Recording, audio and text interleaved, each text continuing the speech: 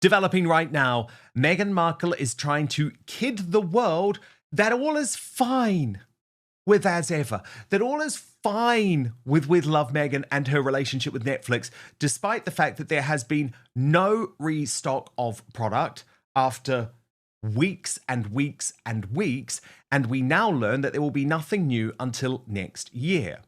So, of course, Meghan is really having to lean in to what she believes is working, especially, of course, because Confessions of a Female Founder has been one gigantic flop. So she posted on Instagram, there was so much goodness. Can't you just hear her annoying voice when she writes this? There was so much goodness on the season 1 of With Love Meghan. I didn't see any goodness, let me tell you. On Netflix that didn't make it in. There just wasn't enough time. This scene with sweet Randy Karen is especially fun as you think about summer entertaining tips and tricks. Great weekend to rewatch or catch up on the show as we gear up for season 2 this summer, and all the fun to come with As Ever Official. We'll get analysis from Brittany of the Royal News Network in just one moment, but first, take a look at the goodness, the fun that she's talking about, because trust me, it's none of those things. I mean, that's it. That's your behind the scenes clip. That's the outtake. According to Taz, posts on this, OMG, like so much fun. I can feel my brain cells dying with each and every passing second of Meghan giving more fun tips and tricks and finding beauty in nature's gifts. Is the next episode we watch Meghan peel a banana? And Harry, Meghan's spare, wrote, the gaslighting and carefully worded post is so Meghan clapping back. It's not season 2, Meg. And As Ever, I assume that is a purposeful typo, is dead. Brittany, so what's really going on here? Because Netflix isn't promoting the series, and I'll come to the fact, by the way, in just one moment, that it hasn't been part of this major Netflix event over the weekend. We know there's no new As Ever product coming. That was a really lame clip. I mean, if that's what you're going to deliver to try and get people into the show, it's like, wow, nothing was left on the cutting room floor, clearly. What's going on? Her social media strategy makes no sense to me whatsoever. I mean, the clip isn't exciting. It's not particularly interesting. And for me, I've been to Hawaii and we went on a snorkeling trip and I had them, they cut fresh pineapple from us and it was the best pineapple ever. They didn't do that though. They had a really cool way they cut it to maximize the pineapple, because I watched that clip and all I can think of is there's still a lot of pineapple there that you're not utilizing at all with this weird trick. And Meghan looks like she's stabbing the pineapple, like she's stabbing, her failing reputation or something instead. And so the whole thing, I think, is just messy and it looks boring and dull. I have no clue who her guest is. They're complete unknown. And I also thought it was interesting based on how she described it. It almost was described as if the whole thing was considered to be season 1. There was going to be one season. And then sort of towards the end, Netflix decided to cut it in half and have season 1 and 2 to sort of try to maximize it in a way to, my thought initially was to extend the life of Meghan's products, to make it so that there was one season before the products launched, and then after a series of products, then we would get the second season. But I mean, she's not even going to be promoting As Ever at all. She can't even promote As Ever on her show because she has no As Ever products for season 2 as well, I would assume. So this whole thing is a mess. It's an epic disaster, and I think Netflix should be embarrassed to have their name on this train wreck. Meghan Markle's new Netflix project with Love, meant to be her big return to media, is already being called a train wreck by Netflix insiders. Not by critics, not by the tabloids, but by the people who funded it. Dan Wootton reports that Netflix execs are embarrassed by the show's reception and even more by Meghan's off-camera behavior. It's being called tone-deaf, low-energy, and devoid of substance. And honestly, no one's shocked. They really should. And I wonder if they are, Brittany. Because look at this post from Foster yesterday. Things that make one really wonder who is really behind the stories that Meghan Markle has a season 3 of her cooking flop and that Ted Sarandos adores her and calls her a rock star. Meghan wasn't even invited or mentioned at this event. He's talking about Tudum, which was the huge Netflix conference hosted in Los Angeles yesterday. That doesn't seem like a rock star to me. Maybe I'm just missing it. If you can find her name or show, please let me know. Now, Tudum, Brittany, is this huge convention held in Los Angeles where all of the buzzworthy, social media friendly Netflix shows get massive promotion rights. So like the new Squid Game trailer was released there. But there's lots of room. Not one mention of With Love. Nothing. No drop, no secret behind the scenes footage, no video from Meghan. So while I don't believe Netflix is going to drop her because Ted Sarandos has gone all in, we know that. He's clearly, as we've discussed before, waiting for the post-divorce TV series deal. At the same time, I really get the sense Netflix is embarrassed by their association with Love. It's almost like, yeah, we've got that on because we know that there's hate watching going on and we know that she's part of the culture. But this is not a show that we're proud of. This is not a show that we're going to talk about amongst the big parts of our slate. No, and if you watch it, I didn't watch all of it, but I watched a couple portions of it because there's a couple shows on there that I like. And One Piece, they mentioned they had 100 million people apparently watch the show, and that's a huge number. And Megan's number was only 2.6 million, and so you compare those, and those are very, very different. And I would imagine what Netflix has seen is Megan's show have a hot week and then crater her into oblivion because nobody else is watching it. That's what I would interpret the numbers to be. I think the numbers as well demonstrate that Megan's show, a lot of views in the episode 1 and 2, which they don't tell us, and then it cratered after that.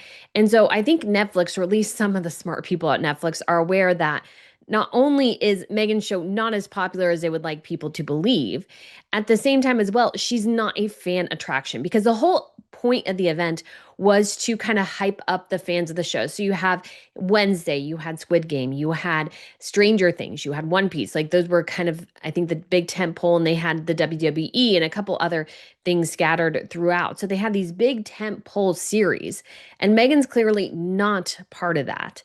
And so they didn't feature her. She didn't get a mention. There was no single video. I was actually watching the red carpet to see if she would show up, and she didn't. So I think Netflix is aware that there's a weird car crash mentality surrounding Meghan, but they don't want to put too much stock in it either. And they definitely don't want her appearing at an actual fan event because she definitely does not fit in with that crowd. And I think only maybe 10 people would show up as her fans. Yes. That's a little bit of exaggeration, but No, I totally hear what you're saying, Brittany. Now, look, we've got more on this hilarious rejection of Meghan Markle by Jennifer Aniston. So in case you missed it, let me take you through the original story, which was revealed by Radar Online. She doesn't want her jam. Meghan Markle awkwardly love-bombing Jennifer Aniston with cringy gifts and invites ahead of the Friends actress's move to the Divas neighborhood. They reported Meghan Markle is on the hunt for big-name friends and Jennifer Aniston is still top of the list. Sources tell us the Duchess is using the actress's recent stalking ordeal to love-bomb her with gifts including her posh jam in a bid to win her over ahead of the actress's move to her Montecito neighborhood.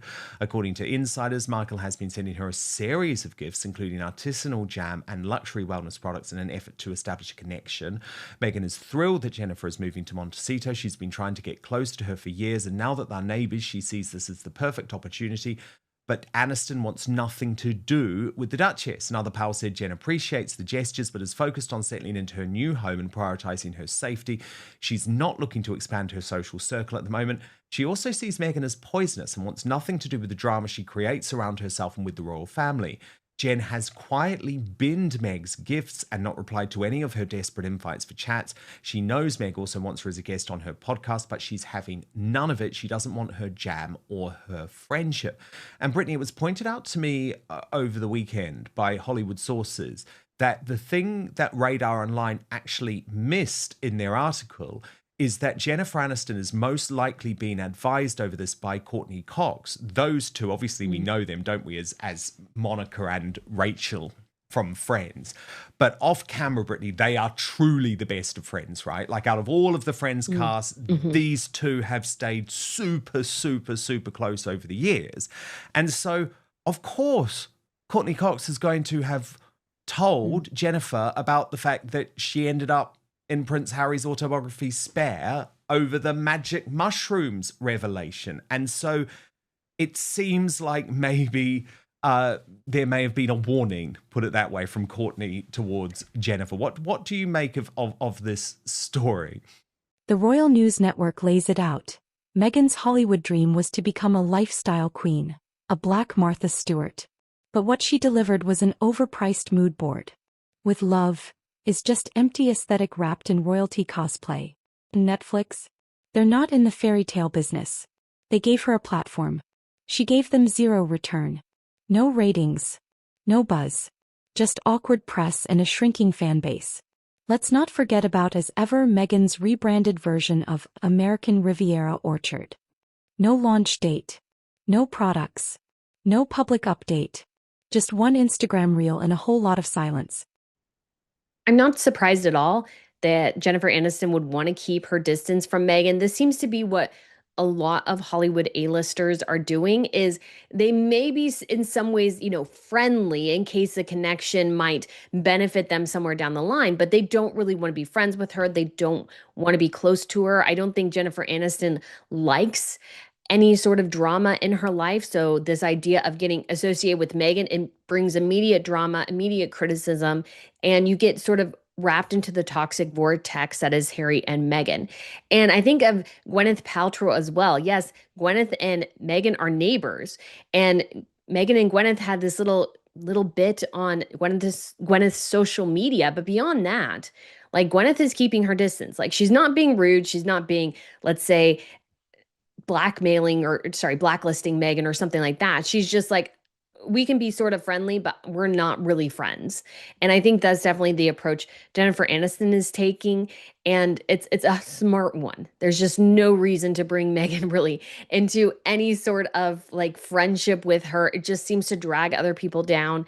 And so and you don't want the failure that is Meghan and all that she's done is to be affecting you. And Jennifer probably just wants to focus on her safety and focus on her very well-respected career. Honestly, Brittany, I have zero sympathy for what's happened to Gwyneth Paltrow, though. She has well and truly been Markle. But do you remember?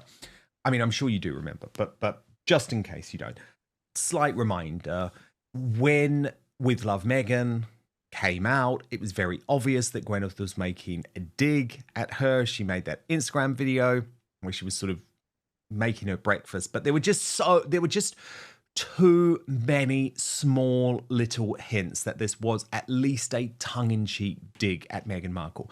Then she gave her Vanity Fair cover interview, and she wasn't even hiding the digs at Meghan Markle. It was like, oh, maybe I need to go and take her a welcome gift if I can get past her security. The digs were very open in that interview. But Gwyneth didn't like the fact that people like us picked up about it, were talking about it, then it got into the mainstream media. And so she decided to team up with Meghan Markle for this video, even though they were not friends, they hadn't met. And of course, what is happening now, and I love seeing the color draining from Gwyneth Paltrow's face when she realizes this, is because she's pretended to have a friendship with Meghan Markle, is all she's been asked about, even though what she's wanting to do is promote her Goop products. So there was an incredible moment when Entertainment Tonight went down this path. And you've got to look at Gwyneth's facial expressions. You've got to listen to her answers and realize the huge regret that she now has for allowing herself to be Markled. Watch. I mean, Brittany, it's awkward. It's horrendous. But this is why we've seen so many celebrities, even in the past week, from Jennifer Aniston to Dolly Parton, realize that it's so essential that they don't have that association. And I think Gwyneth made a massive mistake. Well, I can see where she was trying to go, is I think she was trying to play into a little bit of the media hype, and it sort of, let's say, went a bit more sideways than she wanted it to. But at the same time, Gwyneth's company Goop is very, very successful, whereas Meghan's is not. So this idea that Gwyneth was ever threatened by Meghan is completely ridiculous. But in that bit, I mean, it's very Hollywood. This is like the entertainment reporters, they have no clue what to ask, and so they're not very good. So we see this sort of random question, and Gwyneth's like, well, I'm here to promote something else. I don't really care about Meghan Markle. And so definitely once you associate, yeah, you do get more questions. I'm sure Gwyneth is hoping it peters out, and it will, especially if Gwyneth doesn't really associate with her anymore. And that's 100% going to be the case. There will be zero collaboration between As Ever and Goop. I can almost guarantee it because it just doesn't benefit anybody from associating with Meghan. Even if it's for attempting to have a funny bit, it just doesn't seem to ever go the way people anticipate. And now sources say even Meghan's team doesn't know what's happening. Dan says the internal vibe is that Meghan overpromised and underdelivered. Again, this isn't a business plan. It's a vision board with no engine. This is huge. Netflix, who signed Harry and Meghan for a reported $100 million, is now reportedly rethinking the partnership altogether. Only one real hit came out of it, the docuseries attacking the royal family. Since then, nothing but flops, delays, and PR nightmares. And make no mistake, Netflix doesn't care about titles. They care about numbers. And right now, Meghan's numbers aren't cutting it. No, it really doesn't. Brittany, I wanted to show you this interview that Piers Morgan has given recently to the Dear Me podcast, because it's got a lot of people talking about how Harry has been so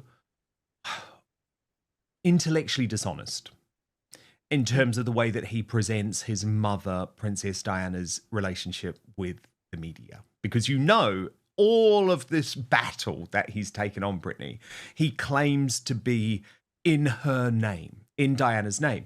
Now, the problem that Harry has when it comes to Piers Morgan, who, remember, is his absolute arch nemesis, like Harry genuinely believes that one day he's going to get Piers Morgan locked up, thrown in jail for phone hacking at the Daily Mirror newspapers from years and years and years ago, even though there's been a full police investigation, Brittany, into it, and nothing went forward. So I think Piers is right to talk about the truth, and he's not doing it in a negative way about Diana. You'll see this, but just the reality, Brittany, that Prince Harry isn't telling the truth about his mother's relationship with the media. So, Brittany, it's fascinating, isn't it? Because number one, Piers Morgan has got the receipts.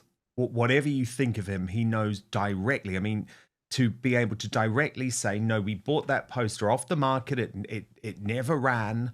And, Diana was sending back faxes, because obviously that was the technology of the time. She was actually editing the stories herself on faxes.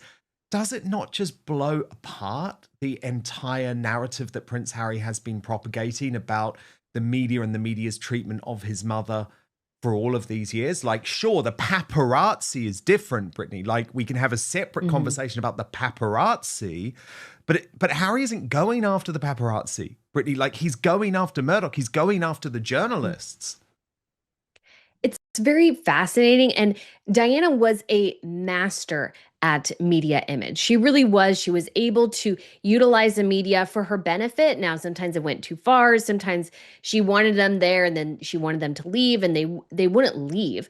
But Harry's sort of vendetta against the media has been wholly based, you could say, on his belief that his mother was just this massive victim by the British press when she was actively engaged in it. And I even see this sometimes on X and different social media outlets when you say, oh, the Daily Express ran thing. Well, it's a tabloid. You can't trust the tabloid. It's like, but the Daily Express does have their part of the Royal Rota, so they do have some access. And so this perception that Harry has thrust into the public space still exists and smears. Actually, I think the British media could have a decent case against Prince Harry and defamation for how he's tried to smear them and discredit them, because he just doesn't want to see the reality that Diana's relationship with the press was much more nuanced than he wants to believe, because he's created, I think, this saintly figure of his mother in his mind. And it's something where she was much more complex than he wants to believe. I think William has a very deep understanding of his mother, where Harry has a very, you could say, flimsy version of his mother that's sort of based on media stories and those sorts of things, and really believes this track that the paparazzi and the media were the ones who destroyed Diana's life, when it was really she had a relationship with them, they had a relationship with her. This was much more complicated than I think Harry ever wants to believe. And he has to, of course, put this vision of his mother on his wife. And Meghan, unfortunately for her, is nowhere near Diana's level of sophistication when it comes to the media or PR or charisma or warmth or anything. Meghan has zero qualities of Diana, except for maybe some more of those toxic elements. Other than that, the women could not be more different, which is why everything's gone so south for Harry. I'm sure in Harry's mind, their escape to America was a way to fulfill his mother's ambition, and it's gone so wrong for him. But I have no sympathy for him either when it comes to that. This is the part they don't want you to hear. Meghan's not just failing publicly, she's imploding privately. Netflix staffers are calling her a nightmare to work with. Demands are over the top. Every scene is micromanaged. She's more focused on flower arrangements than storytelling. Dan says it plainly. She wants to be Oprah, but she acts like a real housewife with a PR budget. That's not leadership. That's self-sabotage. This might be the most telling sign. Meghan's support base, once a fiercely loyal online army, is starting to go very quiet. No more trending hashtags. No viral praise. No defense when With Love was panned. They're tired. And frankly, they're seeing the pattern. Meghan launches things with a bang and ends them with silence. That's not a mogul. That's a ghostwriter with branding issues. Oh my God, I agree. I just agree. Like, Meghan is no Diana. She can cosplay all she wants. She can try and do the facial expressions all she wants, which she's clearly trying to perfect. We saw it in the Jamie Kern-Lima podcast interview. She can try and dress up in Diana clothes as much as she wants. We see through it all.